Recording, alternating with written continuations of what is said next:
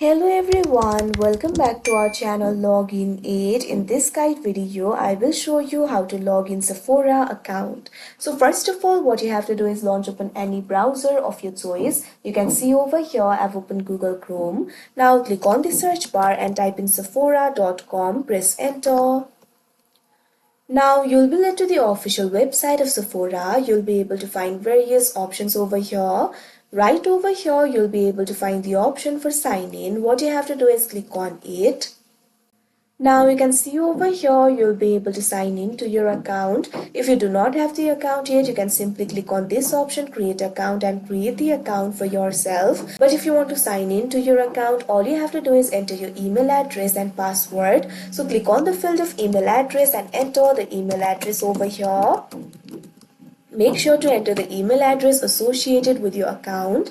Now click on the field of password and enter the password over here.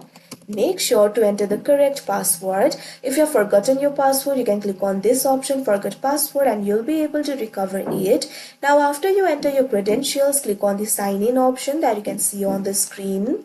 Now you can see over here, you'll easily be logged into your account. So that is how you log in Sephora account. I hope you found this video helpful. Thank you for watching. Make sure to like, share and subscribe to our channel.